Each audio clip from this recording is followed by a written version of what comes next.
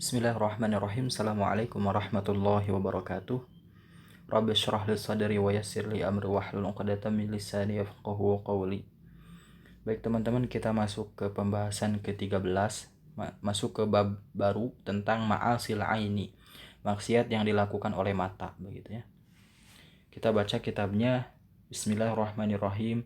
Qala al-musannifu rahimahullahu ta'ala nafa'anallahu bihi bi'ulumihi fid dharaini amin ila an qala ma'asil aini, maksiat-maksiat mata, maksiat-maksiat yang dilakukan oleh mata. Wa ma'asil aini, bentuk-bentuk kemaksiatan yang dilakukan oleh mata, mithlu, contohnya, an-nadhari ilan nisa'il ajnabiyyati. An-nadhari, memandang, seseorang memandang, ilan nisa'i, kepada perempuan, al-ajnabiyyati, ajnabi, yang asing, para perempuan yang asing. Maksudnya apa? Termasuk dosa mata, termaksud maksiat mata yang dilakukan oleh mata adalah seseorang memandang perempuan yang bukan mahramnya. Seseorang memandang perempuan yang bukan mahramnya. Memang secara fikih boleh seseorang memandang wajah perempuan. Boleh. Tapi kita harus bedakan antara memandang, melirik, dan melihat. Kalau melirik kan cuma penasaran dikit doang gitu, cuma curi pandang doang. Kalau melirik, set gitu, sedikit itu kan, lihat, oh itu tuh ada apa, si ukhti pakai kerudung pink, lirik sini, oh itu, ya udah. Nah itu melirik itu sesaat.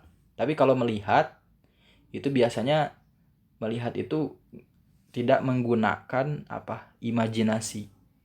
Tuh lihat si ukti itu lagi benerin kerudung, mana, oh itu tahu gitu, udah begitu. Agak lebih lama dibanding melirik gitu biasanya ya, melihat itu. Tapi di sini pakainya an-nadhari di situ tepatnya diartikan sebagai memandang. Kalau memandang itu harus ada daya imajinasi, terus ada daya ketelitian gitu. Makanya ketika melihat calon istri disyariatkan nazar. Nazar itu memandang, bukan melihat doang. Memandang itu kan dipandang gitu, gimana, wajahnya menarik misalkan, terus gestur tubuhnya bagus gitu kan, orangnya sopan. Jadi penuh penelitian begitu, penuh analisis begitu. Bahkan kalau misalkan orang laki-laki yang paham ilmu mikro ekspresi itu bisa tahu, kalau misalkan dia pas bicara lidahnya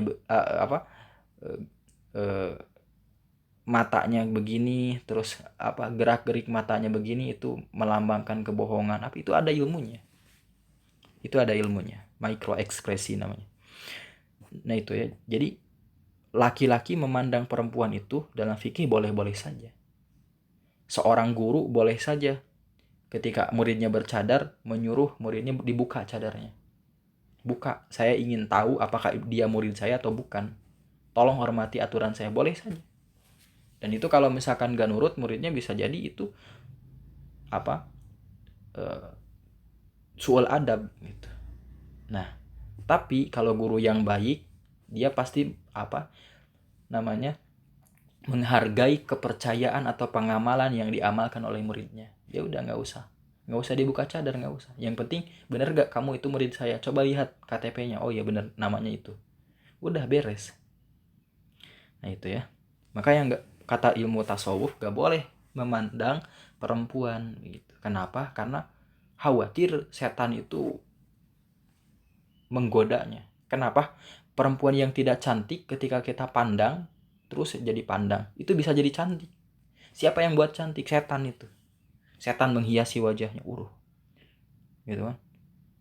Kata setan tuh, wah cantik juga nih perempuan gitu. Udah dulu mah dia itu ingusan gitu kan. Dan itu dulu mah balas bogo atau ada bercak-bercak di pipi gitu, hurik gitu, atau ada panu gitu ya. Sekarang mah cantik gitu, keren gitu. Nah itu setan gitu. Dan ini gak boleh. Makanya ketika orang yang sudah paham tentang ilmu tasawuf, ketika dia berbicara dengan non mahram, ketika berbicara dengan orang lain yang boleh dinikahinya, maka dia tidak menghadapkan wajahnya ke wajah perempuan itu. Bukan tidak menghormati, justru itu cara menghormati yang paling bagus dalam Islam. Gitu. Itu ya. Nah itu. Atau di situ maknanya juga harus godul basor, menundukkan pandangan. Jadi menundukkan pandangan itu tidak serta-merta kepalanya harus tunduk ke bawah, tidak. Tapi boleh jadi dia kepalanya tegak mengarah perempuan itu, tapi matanya dia palingkan, tidak fokus gitu, matanya dipalingkan ke arah yang berlawanan dengan wajah perempuan itu. Bisa, itu termasuk godul basar.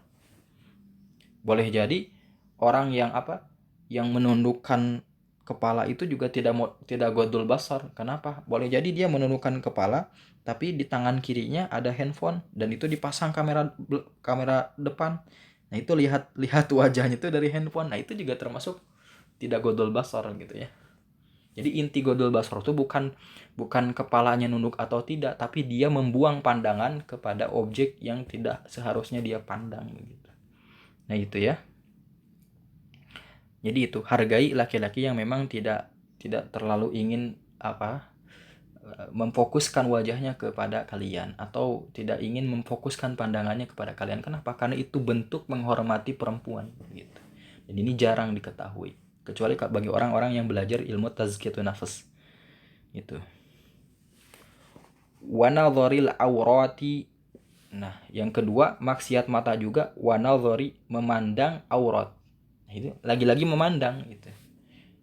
Melirik juga termasuk, gak boleh di sini. Tapi kalau melihat tidak sengaja, misalkan kita lagi jalan-jalan di Bali gitu kan, nggak sengaja gitu ada orang yang pakai celana nauzubillahi min jalik gitu kan, nah itu astagfirullahaladzim gitu kan otomatis kan kita nggak sengaja gitu kan. Tapi kalau jangan diikuti gitu kan, wah ini kalau kedip itu dosa, wah ini pertahankan, itu juga nggak boleh gitu. Astagfirullah udah langsung belok jalan. Makanya guru saya belajar di Yaman selama 20 tahun begitu. Dan di Yaman itu entah kota apa saya lupa lagi, entah Tarim entah apa. Itu pasarnya tuh beda gitu. Ada laki-laki khusus laki-laki pasarnya, ada pasar untuk khusus perempuan gitu. Dan itu kalau misalkan di satu gang, misalkan gang juga di sana gede gitu kan. Ada perempuan berpapasan dengan laki-laki, itu perempuannya pasti balik lagi, atau laki-lakinya balik lagi, atau barang-barang dua-duanya balik lagi ngambil jalan yang lain. Itu saking menjaga kemuliaannya begitu. Dan cerita dari guru saya, emang perempuan-perempuan Tarim itu sangat menjaga wibawanya. Mereka itu kenal satu sama lain tuh ketika kecil aja wajah itu. Kalau udah besar nggak bisa. Kenapa? Karena perempuan itu nggak keluar di rumah aja. Keluar tuh apa? Kalau misalkan diboyong, dilamar, atau nikah, dibawa sama suaminya ke pasar, atau wafat. 3 kali kesempatan itu keluar rumah. Sisanya di rumah. Ya bukan gaptek apa, karena mereka sangat menjaga wibawanya gitu. Makanya gitu. Kalau sekarang kan tidak ada alasan perempuan boleh-boleh saja sih kalau keluar, cuma harus dengan mahram gitu agar terlindungi. Nah itu ya. Terus apa lagi? Yang ketiga, wan nadhari bil istihqari ilal muslimi. Wan nadhari, memandang, bil istihqari, dengan pandangan yang menghinakan, merendahkan, ilal muslimi, kepada seorang muslim. Itu nggak boleh. Kan orang suka banyak begini. Dosen juga saya pernah mendapati yang berkata, ini kamu yang nulis jurnal asli kamu, dengan pandangan yang memang gak percaya gitu, merendahkan begitu. Itu hati-hati, itu maksiat pandangannya. Kalau secara fikih mah gak apa-apa itu, cross check kan. Tapi kalau secara tasawuf itu lebih kejam, gak boleh itu. Ini kamu nikah sama si ini gitu, emang dia mau itu, aduh itu kan itu gerak-gerik matanya tuh maksiat itu. Hati-hati ya. Wan nadhari fi baitil ghairi bi ghairi izni. Wan nadhari, nah tadi an-nadhari bil istiqari ilal muslim itu biasanya orang-orang kafir gitu kalau lewat Nabi Muhammad SAW atau orang-orang beriman lewat apa di depan orang-orang kafir, mereka itu suka kode-kodean gitu, apa bullying tapi dengan gestur, dengan lirik mata begitu. Nah itu, nah kelak orang-orang kafir itu akan disiksa gitu, dan nanti orang-orang beriman itu bakal nanya, kemana orang kafir yang dulu bully saya tuh, sekarang di mana tempatnya? Waduh, itu begitu ya. Wan nadhari fi baitil ghairi, wan nadhari memandang fi baitil ghairi kepada rumah orang lain, bi ghairi idnihi tanpa seizin pemiliknya. Ya, makanya gitu. Kan kalau dalam fikih nggak apa-apa kita liatin rumah orang lain kan, nggak apa-apa, apa hubungannya gitu. Tapi kalau menurut tasawuf itu nggak boleh gitu. Kenapa? Karena dikhawatirkan ketika kita memandang orang lain itu, misalkan kita memandang ke lantai 2 rumah seseorang yang kaya, tahu-tahu gitu kan ada orang yang keluar perempuan pakai baju minim gitu, aduh itu kan repot gitu. Nah itu hati-hatinya begitu.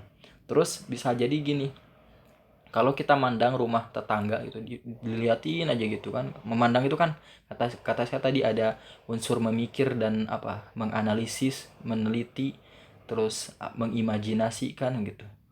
Itu bisa jadi gini, wah kok dia punya rumah bagus begitu ya, padahal gaji kita sama, jangan-jangan ini ngepet. Nah itu ada potensi untuk suuzon di situ ya, ada potensi untuk dengki, iri gitu. Saya menggarido orang gaji dia sama saya tuh sama, kenapa dia bisa beli rumah bagus begitu, pokoknya dia harus rusak begitu rumahnya.